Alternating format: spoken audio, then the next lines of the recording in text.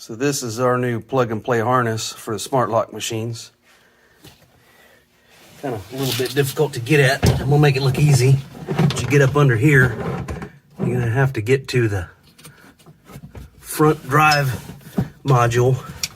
Just a little clip back here. Just pop this plug off. And then you put the harness in this end, and then in that end, put the harness there in series with it. And then run the other end out to the locker, and you'll be able to use your factory switches. All right, so you can see here we got the harness plugged into the front drive module, then the other end of the harness plugged into the chassis harness. Just need to tie that off. Then you'd run this harness out the firewall to the locker. This harness will also disable the smart lock warning feature that tells you the smart lock isn't working, so you'll get no warnings and so on with this harness. All right, so we'll send you with the harness a new mode switch.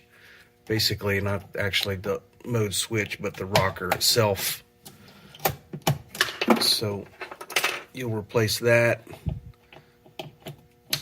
with the switch that basically says locker on and off. It's kind of really an arming switch. And then of course this is out there on the locker itself. That's the drive motor.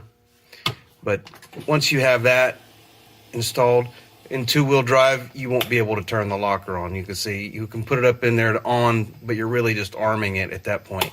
It won't do anything until you're in four-wheel drive. When you go to four-wheel drive, then it will allow you to put the motor into on. Now this light comes on, which is feedback from when this motor goes to full extend, which is actually telling you you're locked rather than just that you have the switch in position. So that's a pretty clean install, and that's the fully integrated smart lock harness assembly.